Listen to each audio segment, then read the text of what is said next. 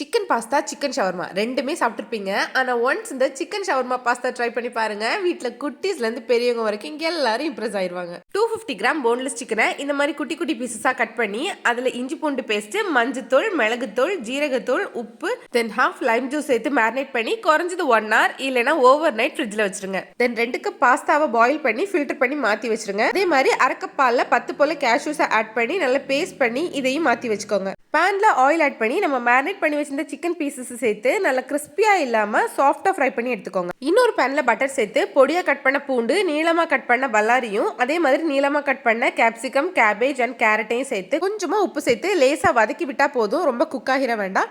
தென் இது லைட்டா வதங்கினதுக்கு அப்புறமா நம்ம ஃப்ரை பண்ணி வச்சிருந்த சிக்கனை இதோட சேர்த்து மிக்ஸ் பண்ணிக்கோங்க. இதோட சில்லி ஃபிளேக்ஸ், ஒரிகனோ, கொஞ்சமா பெப்பர் பவுடரும் உப்பும் சேர்த்துட்டு நம்ம குக் பண்ணி வச்சிருந்த பாஸ்தாவை இதோட சேர்த்து நல்லா மிக்ஸ் பண்ணி விட்டுக்கோங்க. இதோட நம்ம அரைச்சு வச்சிருந்த கேஷ்யூ பேஸ்ட் சேர்த்துக்கோங்க. ஃபர்ஸ்ட் ஒரு 4 டேபிள் ஸ்பூன் அளவு ஹோம்மேட் மயோனைஸ் சேர்த்துக்கோங்க. இது பன்னீர்ல அண்ட் ஆயிலே சேர்க்காம பண்ண மயோனைஸ் தான். இதோட ரெசிபி வேணும்ன்றவங்க கமெண்ட் பண்ணுங்க, சென்ட் பண்றேன். அண்ட் இதோட ஒரு அரை கப் அளவு பாலும் சேர்த்துட்டு பேலன்ஸ் உங்களுக்கு எவ்வளவு மயோனைஸ் சேர்த்தா டேஸ்ட் நல்லா இருக்குமோ அந்த அளவுக்கு மயோனைஸ் சேர்த்து மிக்ஸ் பண்ணிக்கோங்க. ஃபைனலா கொஞ்சம் மல்லி இலை தூவி இறக்கிட்டீங்கன்னா சம்பவம் ரெடி.